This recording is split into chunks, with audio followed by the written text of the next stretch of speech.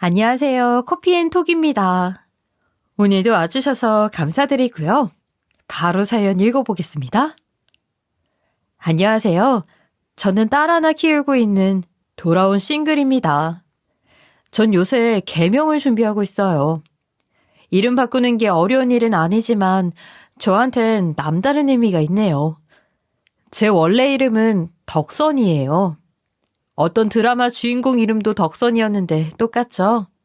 성은 다르고 이름은 같아서 그 드라마가 인기였을 때 지인들이 재미있어 했어요. 드라마에서 덕선인 따뜻한 부모님 밑에서 크잖아요? 참 부럽더라고요. 저와 제 동생들은 고아로 자랐거든요. 부모님은 저희 셋이 어렸을 때 돌아가셨어요. 자식 낳아 키워보니까 어렸을 때 생각이 더 많이 나더라고요. 그래도 저랑 동생들 참 씩씩하게 잘 큰 것 같아요. 지금까지 덕선이라는 이름으로 살아왔지만 앞으로는 세련된 이름으로 바꾸고 살아보려고요. 이혼 전까진 이름이 촌스러워도 어질고 착하다는 뜻이 좋았는데 지금은 아니네요. 이혼하면서 느낀 건 사람 마음이 다 나같지 않다는 거였어요. 당한 만큼 갚아주긴 했는데 앞으로 더 잘 사는 걸로 쭉 원수 갚아주려고요. 전 순둥이로 자라진 않았어요. 가정 형편이 절 억척 똑순이로 크게 했죠. 어렸을 땐 동생들이랑 친척집에 흩어져 살다가 저 고등학교 졸업하던 해에 다시 뭉쳐 살았어요. 반지하 단칸방에 곰팡이도 많이 피는 집이었는데 그래도 우리 셋은 좋기만 했습니다. 저는 고등학교 졸업하자마자 바로 사회에 뛰어들었어요. 동생들 뒷바라지를 해야 했으니까요. 가장 노릇에 제 앞가림도 하면서 정신없이 살았던 것 같아요. 악착같이 돈 벌고 적응까지 하면서 살다 보니 좋은 날도 오더라고요. 남동생 군대 가고 여동생도 제 앞가림 하게 되면서 전 27살에 대학이란 곳에 가게 됐어요. 꿈만 같았죠. 사실 대학에 너무 가고 싶었거든요. 그리고 늦게 들어간 대학에서 남편을 만났습니다. 그 사람도 30살의 나이에 대학을 왔더라고요. 저 같은 만학도였죠. 말도 잘 통하고 편해서 쉽게 친해졌어요. 그러다 우린 사귀게 됐고 졸업도 같이 했죠. 학생 신분으로 만났지만 전 먼저 직장인이 됐고 남편은 한동안 취업준비생으로 지냈어요. 전 바로 취직이 됐는데 남편은 매번 취직에 실패했죠. 직장에 어렵게 들어가도 오래 못 다니더라고요. 덕선아, 사실 나 엊그제 회사에서 잘렸어. 뭐? 그게 무슨 말이야. 들어간 지 보름밖에 안 됐잖아. 부장이란 사람이 날 들들 먹잖아. 난 열심히 하느라고 했는데 힐머리가 없다나 뭐라나. 이번엔 꼭 오래 다니고 싶었는데 너한테 면목이 없다. 어쩔 수 없지. 언젠가 오빠한테 꼭 맞는 회사 찾을 수 있을 거야. 포기하지 말고 열심히 알아봐. 다도 속상하네. 그렇게 3년이라는 시간이 지나갔죠. 그동안 전 열심히 돈을 벌었고 제가 결혼할 돈 정도는 마련할 수 있었습니다. 그때도 남편은 무직이었어요. 객관적으로 따지면 능력이 없었던 건데 눈에 뭐가 씌었는지 첫사랑이라 그랬는지 형민 오빠와 헤어질 생각이 안 들더라고요. 일단 제가 능력이 있으니까 괜찮았고 형민 오빠도 취직하려고 계속 노력을 하니까 언젠가는 자리 잡겠지 싶기도 했어요. 정이 많이 들고 연애를 오래 하다 보니까 결혼이 하고 싶더라고요. 그때쯤 동생들도 다 독립한 상태였고요. 결혼하고 싶은 제 마음을 눈치챘는지 그때쯤 형민 씨가 프로포즈를 하더라고요. 덕선아, 나랑 결혼해줄래? 내가 평생 잘할게. 지금까지 못난 모습만 보여줬지만 앞으로는 달라질 거야. 믿어줘. 내 인생의 여자는 너 하나뿐이다. 사랑해, 덕선아. 결혼해달라고 앞으로 책임감 있는 모습 보여주겠다고 하는데 눈물이 핑 돌았죠. 그렇게 미래를 약속하고 남자친구 부모님께 인사를 드리게 됐습니다. 사실 많이 떨렸어요. 형민 오빠 어머니, 그러니까 예비 시어머니는 절 마음에 안 들어 하셨거든요. 처음 얼굴 뵌 날도 절 깔보고 무시하셨어요. 너무 대놓고 그러시니까 말 잘하는 저도 어버버하게 되더라고요. 내가 우리 형민이를 정말 귀하게 키웠다. 아들이라고 얘 하나인데 우리 장남 이렇게 아무렇게나 장가 보낼 생각 아니었어. 네? 아무렇게나라니요? 저 생각보다 괜찮은 사람이에요, 어머니. 어디서 말대답을 따박따박 하는 거냐? 하긴 가정교육이나 제대로 받았을까? 결혼 허락해주는 건 다른 이유는 없다. 네가 돈은 잘 모은다며. 니들 앞가림은 똑소리 나게 잘할 것 같아서 결혼시키는 거야. 어머니, 저 예의범절 되게 중요하게 생각하면서 컸어요. 어디 가서 버릇없다는 소리 들어본 적도 없고요. 걱정 안 하셔도 돼요. 그리고 어렸을 때부터 돈 무서운 줄 알아서 경제적인 부분도 자신 있어요. 말은 잘하는구나. 그래도 잊지 마라. 넌 나한테 100점짜리 며느리는 아니야. 시어머니 되실 분이 자꾸 그러시니까 저도 표정 관리가 안 됐죠. 다행히 아버님은 제 편을 들어주셨어요. 거 처음 본 아가씨한테 너무 무리한 거 아니오? 둘이 식을 치른 것도 아니고 혼인신고를 한 것도 아닌데 생판남이라도 그런 말을 하면 실례지. 당신 말이 너무 심하구려. 예비 시아버진 저한테 대신 사과하셨어요. 그날 이후 전 갈등이 많이 됐죠. 혼자 자라긴 했어도 어디 가서 미운 털 박힌 적이 없이 살았는데 많이 속상했어요. 형민 오빠도 저한테 미안해했죠. 오빠, 나 진짜 속상해. 날 이 정도로 싫어하실 줄 몰랐어. 나도 부모님 밑에서 곱게 자라고 싶었다고. 근데 어쩔 수 없는 일이잖아. 나 마음에 안 든다고 너무 대놓고 그러시니까 이 결혼 자신 없어진다. 어머님 다시 뵙기도 두렵고. 그랬더니 형민 씨가 뜻밖의 말을 하더라고요. 덕선아, 네가 좀 이해해주면 안 될까? 사실 우리 어머니도 너랑 처지가 같아. 어려서 부모님 잃고 혼자 자라셨대. 뭐? 그게 사실이야? 응, 나도 전혀 몰랐어. 지난번 명절 때 친척들 얘기 듣고 우연히 알게 됐고 외할아버지 외할머니 나 태어나기 직전에 돌아가신 걸로 알고 있었거든. 엄만 자존심 때문에 끝까지 숨기고 싶으셨나 봐. 자랑거리 아니라고. 하지만 그 얘기를 들은 후에도 제 마음은 복잡했어요. 결혼 준비하면서 몇 번 더 뵙게 됐는데 그때마다 어머님은 제 속을 후벼 파셨죠. 어쩌면 그렇게 상처될 말만 골라 하시는지 너무 속상했어요. 신혼집도 제가 번 돈 대부분으로 마련했는데 고맙다는 말은커녕 내 아들 데려가려면 이 정도는 당연하다. 더 좋은 아파트는 왜 못 가냐? 그런 말들만 하셨으니까요. 매번 형민 오빠가 저한테 사과했고요. 결혼을 하고도 상황은 나아지지 않았어요. 한 번은 이런 일도 있었죠. 시아버지가 아끼는 도자기가 있었는데 누가 그걸 깨놓고 말도 없이 가버린 거예요. 제가 다른 걸 꺼내려고 장식장 문을 열었을 때 하필 깨진 도자기가 와르르 무너져 버렸어요. 남편도 옆에서 다 보고 있었죠. 덕선아, 괜찮아? 큰일 날 뻔했잖아. 누가 깨진 도자기를 그냥 두고 간 거야? 근데 시어머니가 절 쥐잡듯이 잡는 거였습니다. 아니 얘, 너는 이걸 깨면 어떻게 아니? 네 시아버지가 얼마나 아끼는 건데 왜 그렇게 조심성이 없어? 아휴, 이래서 근본 없는 자식은 거두는 게 아닌데 뭐 하나 마음에 드는 게 없다니까. 저리 비켜라. 이거 비싼 건데 아까워 죽겠네. 어머니, 제가 그런 거 아니에요. 전 장식장 문을 열기만 했다고요. 그리고 말씀이 너무하신 거 아니에요? 근본 없는 자식이라뇨. 형민 씨도 나섰죠. 그래 엄마, 여기서 그 얘기가 왜 나와? 덕선아, 너 피난다. 손가락에서 피나. 억울한 마음 풀지도 못하고 응급실에 가서 손가락을 꿰매야 했어요. 그래도 시어머니는 저 다친 건 안중에도 없으셨죠.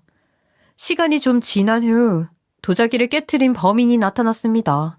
알고 보니 사촌 신우의 개구쟁이 아들이 그런 거였어요. 그래도 저한테 사과 한마디 없으셨고 여전히 전 구박되기 신세였죠.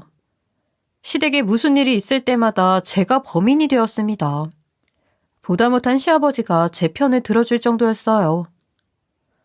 아이, 당신은 왜 무슨 일만 생기면 새아가를 잡아? 어디 새아가가 그럴 애야? 왜 덮어놓고 새아가 탓을 해? 해도 너무하는구만. 아니, 당신은 왜 며느리 편만 들어요? 그럴만하니까 그렇죠. 내가 보니까 당신 너무 심해. 당신도 고아로 자랐으면서 왜 새아가 마음도 몰라주고 막말을 하고 상처를 주냐고. 며느리도 자식이야. 이제 그만하라고. 아, 그 얘기를 왜 해요? 나랑 쟤랑 같아요? 나는 다 커서 부모님이 돌아가셨고 쟤는 아니잖아요. 비교할 걸 비교해야지. 당신 정나랑 황혼 이혼하고 싶어요? 황혼 이혼? 아, 그놈의 이혼 소리 지겹지도 않아? 한 번만 더 내 집에서 며느리 잡고 큰 소리 내면 그때는 내가 이혼 서류 가지고 올 줄 알아.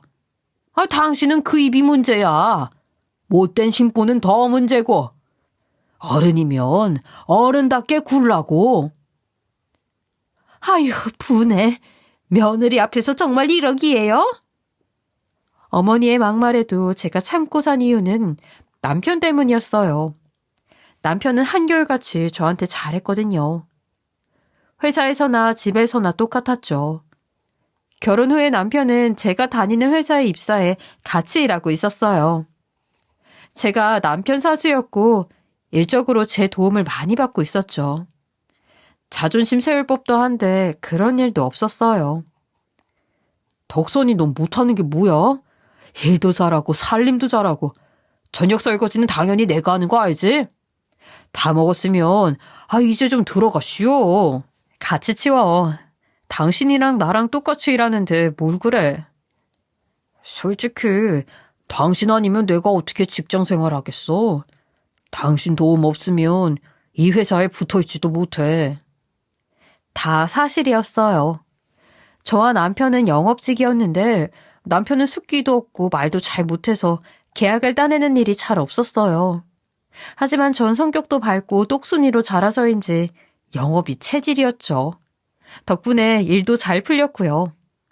제가 일을 여러 건 따놓으면 그중에 몇 건은 남편한테 쓱 넘겼어요. 뒷일은 남편이 잘 마무리하고 자기 성과로 보고를 올렸고요. 덕분에 남편은 직장 생활을 탈 없이 이어갈 수 있었고 저 없으면 못 산다는 말을 달고 살았죠. 시어머니의 방패막이도 되어주고요. 한편으론 그것 때문에 어머님이 절 더 미워한다는 생각도 들었어요. 여보, 당신 마음은 알겠는데 어머님 앞에서 자꾸 내 편 들지 마. 왜? 나도 할 말은 해야지. 그나마 아들인 내가 하니까 그 정도로 그치는 거야. 네가 되들어봐. 난리 난다. 난리 나.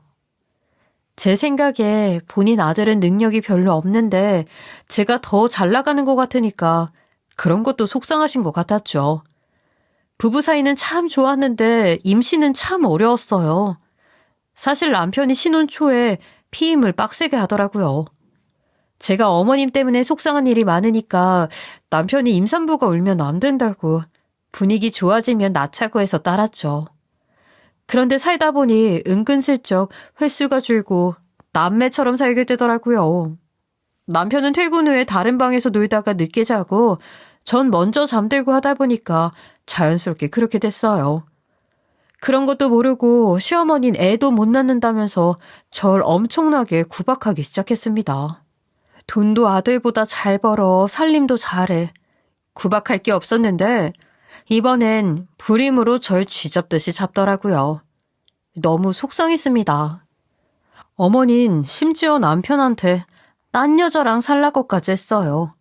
그것도 제 생일날 밖에서 밥을 먹는데 제가 화장실 간 사이에 남편한테 그러는 거였죠. 자리가 파티션으로 막혀 있어서 제가 화장실에서 나온 것도 모르고 막말을 하시더라고요. 형민아, 바보같이 덕선이만 보고 있지 말고 눈을 좀 크게 떠봐. 널린 게 여잔데 왜 꼭 한 여자랑 살아야 해? 요즘 세상에 이혼은 흠도 아니야. 장인 장모 있는 집에 장가 가서 씨암탉도 먹어보고 자식도 낳고 제대로 사는 거 좋지 않겠어? 어머니, 지금 그게 무슨 말씀이세요? 아들 앞에서 그런 말 하고 싶으세요? 아이고 깜짝이야. 넌 애가 왜 그렇게 의문스럽냐? 기척도 없이 나오면 어떡해? 심장 떨어지는 줄 알았네. 어떻게 그런 말씀을 하세요? 널린 게 여자라고요? 이혼은 흠도 아니라고요? 오늘 제 생일이에요. 지금까지 하신 걸로는 모자라요? 얼마나 더 저한테 상처 주실 건데요. 저 가볼게요. 더 이상 같이 못 있겠네요. 그날 이후 전 한동안 어머님과 만나지 않았어요. 1년 넘게 발길을 끊었고 남편과 정말 헤어질까 생각했죠. 그렇지만 저한테 한결같이 잘해주는 남편을 버릴 수가 없었어요. 그렇게 살다 보니 8년이라는 시간이 흘렀습니다. 그리고 기적적으로 임신이 됐어요. 테스트기 2주를 보고도 못 믿겠어서 당장 산부인과에 달려갔고 아기 심장 소리를 듣는 순간 전 펑펑 울었죠. 남편도 같이 울었고요. 집안의 경사였어요. 일이 그렇게 되니까 시어머니는 대놓고 구박은 못하셨어요. 10달이 지나 딸이 태어났고 이렇게 평화가 찾아오는 줄만 알았습니다. 조리원을 나와 집에 있는데 시어머니가 찾아오셨어요. 어머니 오셨어요? 소희 며칠 사이에 많이 컸죠. 제 아빠를 꼭 닮았죠? 하지만 돌아온 대답은 기절초풍할 얘기였죠. 닮긴 뭐가 닮았냐? 내 보기엔 우리 형민이 닮은 구석이 하나도 없어. 그래서 말인데 얘가 누구 핏줄인지 친자검사를 좀 해봐야겠다. 친자검사요? 그걸 왜 해요? 설마 절 의심하시는 거예요? 어머니, 저 잘못 들은 거 맞죠? 어머님 실수하신 거죠? 아니, 너 제대로 들은 거 맞다. 친자검사 하자는 게 그렇게 파르르 떨릴 일이냐? 그리고 봐라.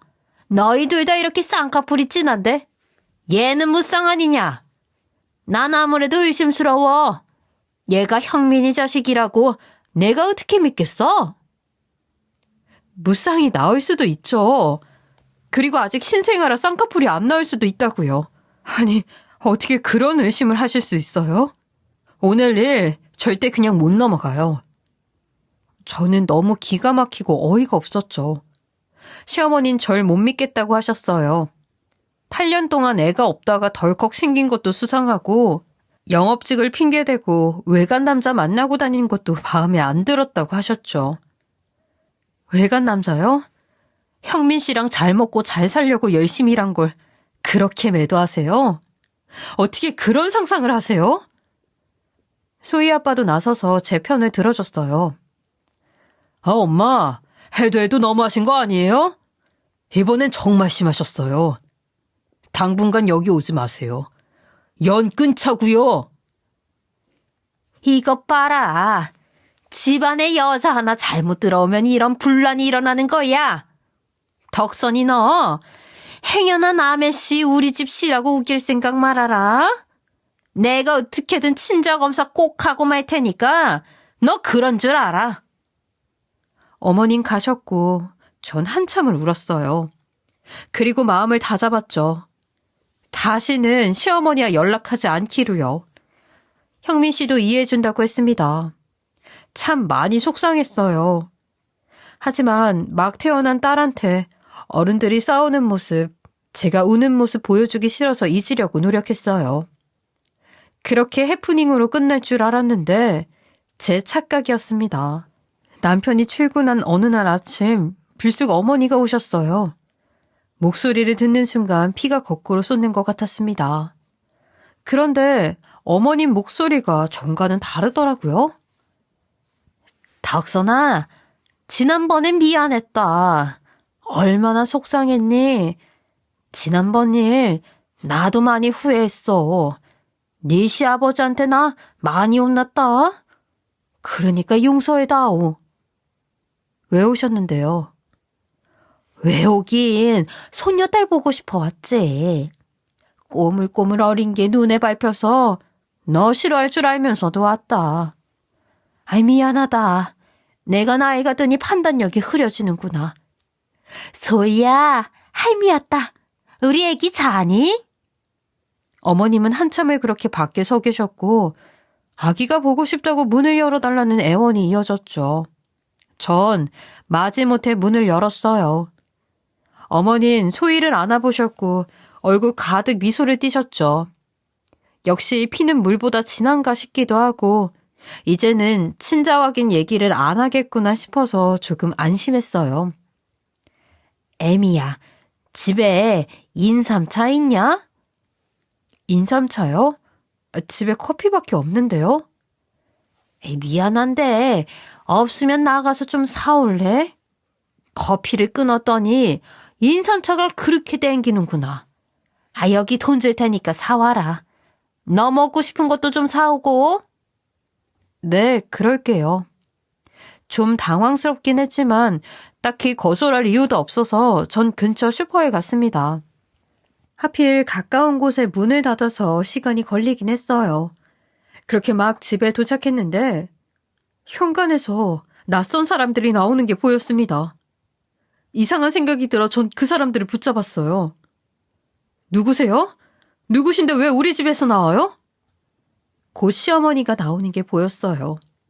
가면을 벗은 것처럼 차가운 표정으로 절 노려보더라고요. 어머니, 이 사람들 누구예요? 내가 널 믿을 것 같으냐? 친자 확인 검사. 곧 들어갈 거고 결과도 곧 나올 거다. 각오해. 네 감쪽 같은 거짓말 내가 아주 다 밝혀낼 거니까.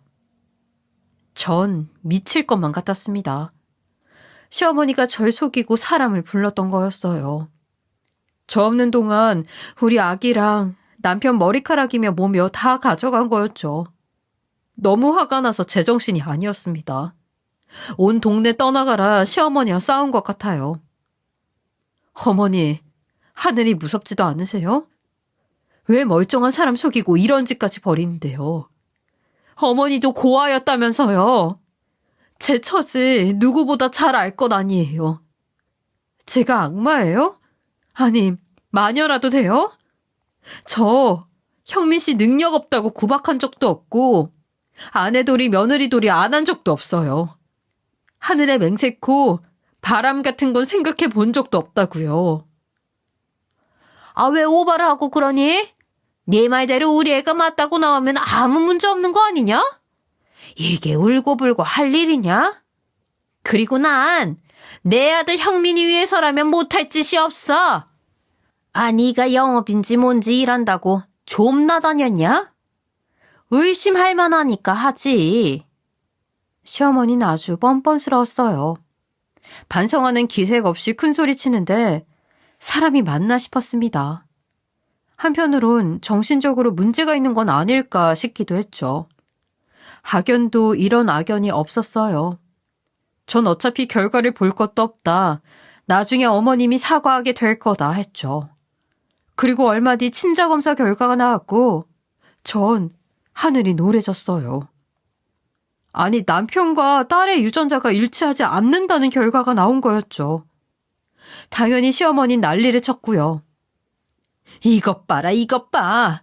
덕선이 너 누구 씨를 훔쳐다가 우리 씨라고 속인 거냐? 속이 시커매도 이렇게 시커멀 수가 있니? 큰 소리 치더니 이 결과를 봐라. 잘못됐어요. 분명 잘못된 거라고요. 소희, 형민 씨랑 저 사이에 낳은 아기 맞아요. 아니면 우리 소희 태어날 수가 없어요. 다시 해요. 다른 업체에서 다시 하자고요. 남편은 얼굴이 하얗게 질려 아무 말도 못하더라고요. 전 강하게 주장했어요. 여보, 아니야. 우리 다른 데 가서 다시 해. 이건 말도 안 된다고. 어머니, 이거 조작한 거 아니에요? 일치로 나온 결과 어머니가 바꾼 거 아니냐고요. 시어머니는 이럴 줄 알았다며 제 머리채를 잡아 흔들었죠. 머리카락이 뽑히는 아픔은 아무것도 아니었어요. 제 가슴은 갈기갈기 찢기는 것만 같았죠. 남의 씨를 낳아놓고 뚫린 입이라고 아무 말이나 내뱉어? 난 너처럼 똑똑하지 못해서 그런 짓 시켜도 못한다. 결과가 이렇게 나왔는데 어디 눈을 시퍼렇게 뜨고 대들어? 하지만 남편은 제 편을 들어줬죠. 우리끼리 다른 데 가서 해볼 테니까 어머니는 일단 돌아가시라고 하더라고요. 전 억울하고 분하기만 했어요. 형민 씨 말고 다른 남자한테 마음을 준 적은 단 한 번도 없었습니다. 무엇보다 우리 딸 소희가 이런 오해를 받는 게 너무 싫고 미안했어요. 우리가 알아본 업체에서는 틀림없이 친자 일치가 나올 거라고 확신했습니다. 그러나 검사 결과는 제 예상과 달랐어요. 형민 씨와 소희가 친자가 아니라는 거였죠. 이번에 남편의 표정은 싸늘했습니다. 덕선아, 이건 아니지. 어떻게 두 군데 모두 불일치가 나와? 소희 누구애야? 바른 대로 말해. 뭘 바른 대로 말해. 소희 얼굴 보면 몰라? 당신 딸이잖아. 왜 이런 결과가 나오는지 나도 모르겠어. 이거 다 꿈 아니야? 악몽 아니냐고. 숨 쉬는 것도 고통스러웠어요. 하늘에 맹세코 전 결백했어요. 그런데 이런 결과가 나오니 뒷목 잡고 쓰러질 판이었죠. 그러다 혹시 산후조리원에서 애가 바뀐 게 아닌가?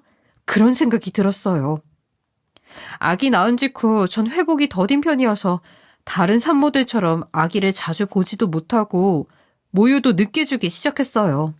당시 지독한 바이러스가 돌아서 모자동실도 제한이 되었기 때문에 아기 얼굴도 잘 볼 수 없었고요.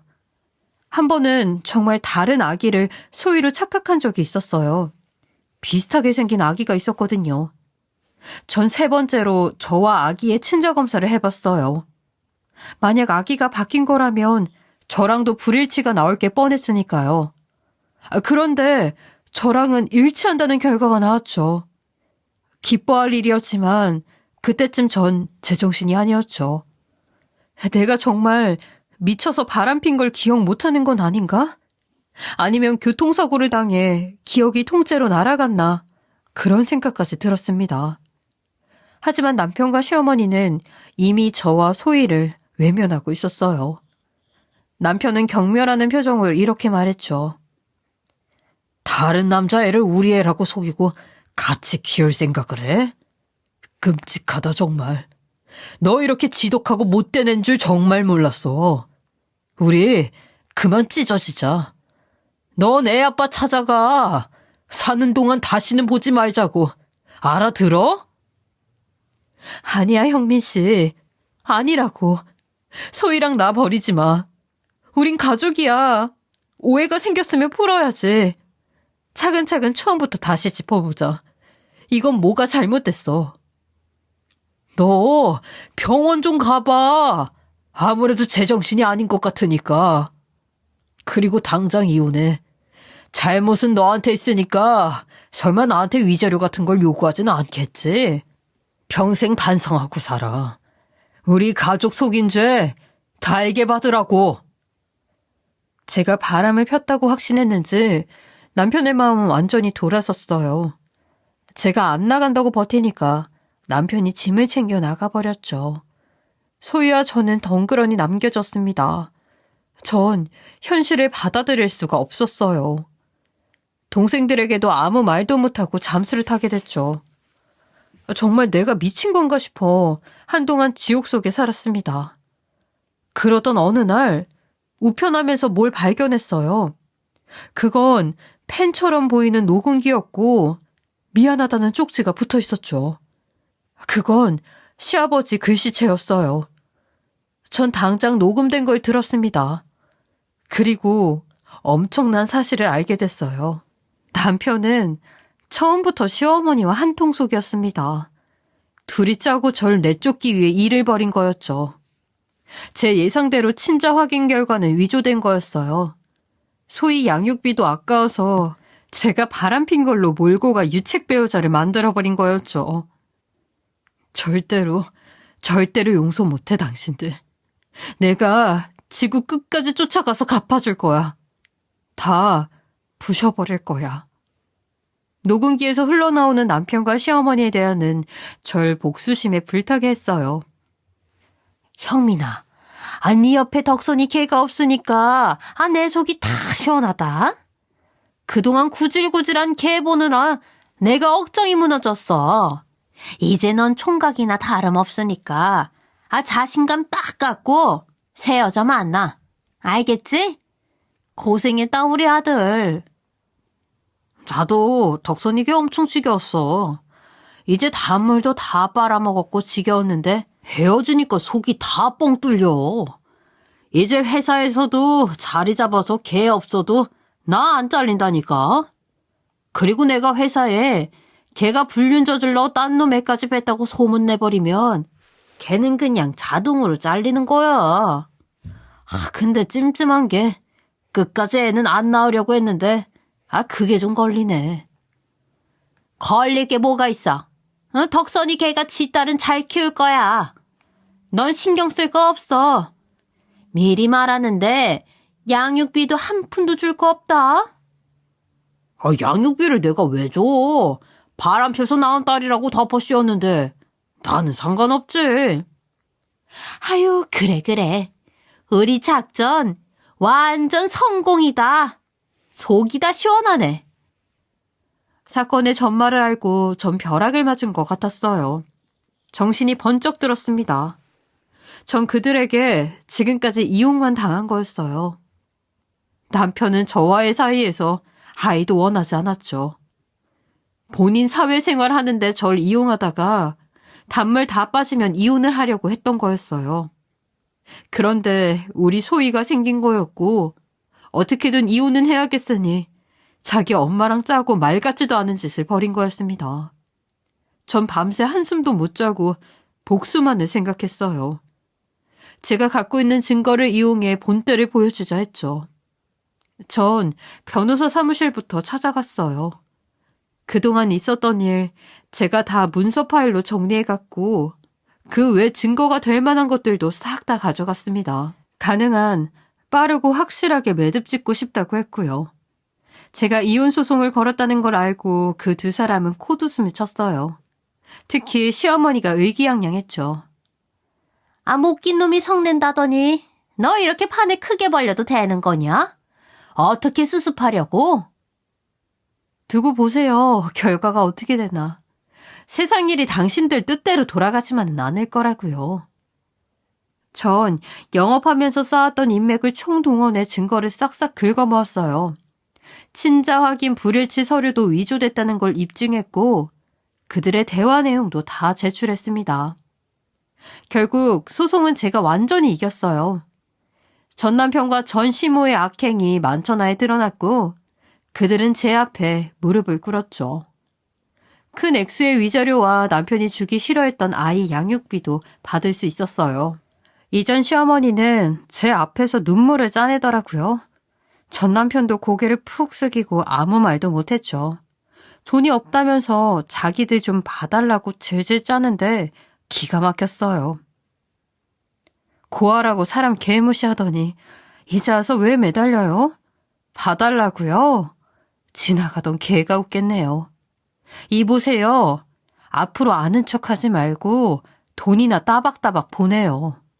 성실하게 가정생활하던 사람 억울하게 누명을 씌워요? 내가 결백하다는 거 하늘이 알고 땅이 알아요. 그리고 박형민, 너 정신 차려.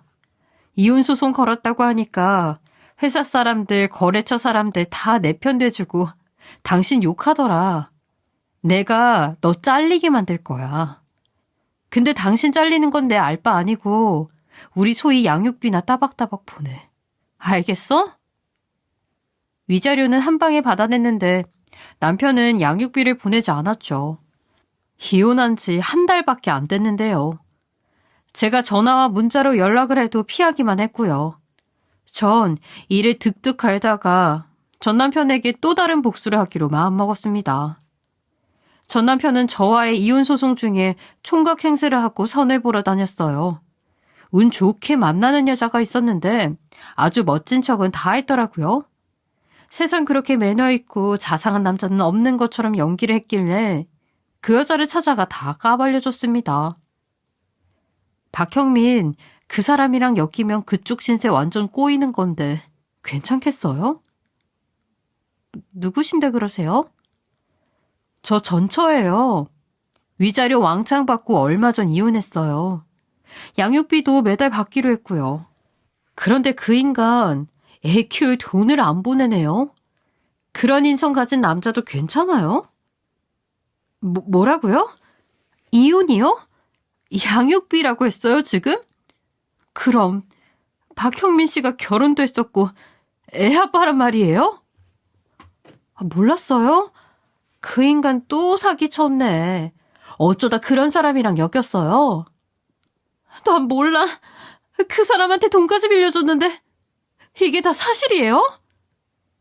그 여잔 제 얘기를 듣고 펑펑 울더라고요. 전 남편이 총각인 줄 알고 만났고 돈까지 빌려줬다는 거였습니다. 그 인간 사람 이용하며 사는 더러운 습성은 여전하더라고요. 그 여자분은 한참 울더니 저한테 연신 고맙다고 했어요. 하마터면 큰일 날 뻔했다면서요. 박형민 그 인간만 문제가 아니에요. 이전 시어머니가 저한테 무슨 짓을 했는지 아세요? 제가 친자검사 얘기까지 하니까 그 여자분 얼굴이 사색이 됐고 더는 말을 못하더라고요. 박형민 그 인간이랑 아가씨를 연결해준 장본인이 바로 이전 시어머니였어요. 나중에 들었는데 여자분의 엄마가 이 사실을 알고 사람들 앞에서 이전 시어머니한테 개망신을 줬다고 하더라고요. 진짜 통쾌했어요. 땅덩어리가 넓은 것도 아니고 두 모자가 하는 짓 제가 알려고만 하면 충분히 알 수 있는데도 사기치고 다니는 게 가소롭기만 했습니다. 지금 저는 여전히 영업일을 하고 있고 전 남편은 제가 회사에서 잘랐어요. 왜냐면 저는 엄연히 전 남편의 상사였고 전 남편이 무능력하다는 걸 회사에 다 제출했죠. 다 제 덕에 영업하고 다 제 덕에 승진을 한 거라고요. 물론 저도 전 남편에게 일감을 몰아준 게 잘못되어 심할서는 썼지만 잘리지는 않았어요. 그만큼 제 능력을 회사에서도 인정해 주었기 때문이죠.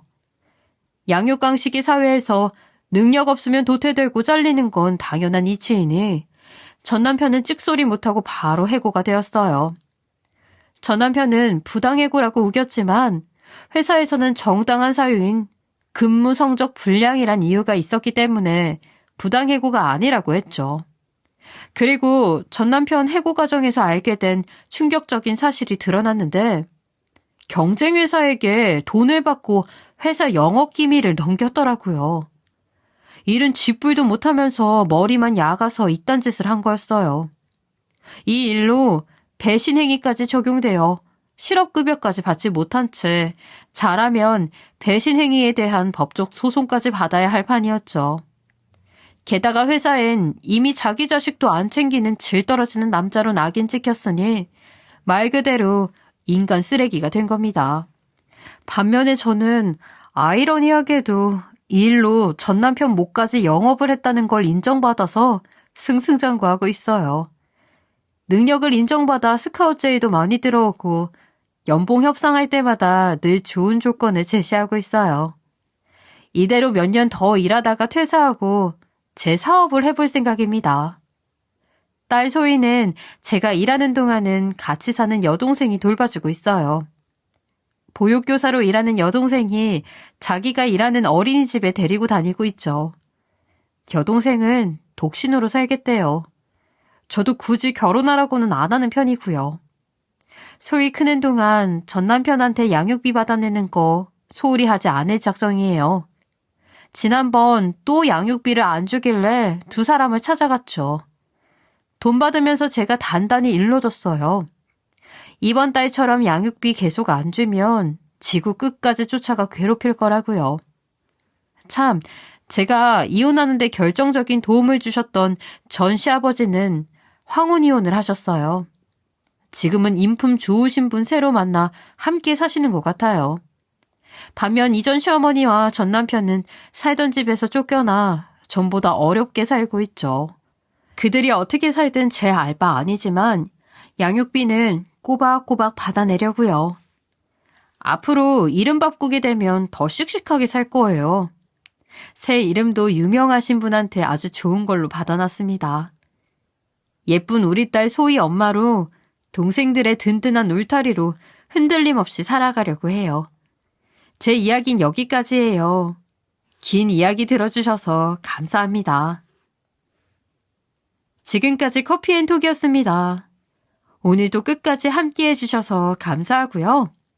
다음 영상으로 또 찾아뵙겠습니다.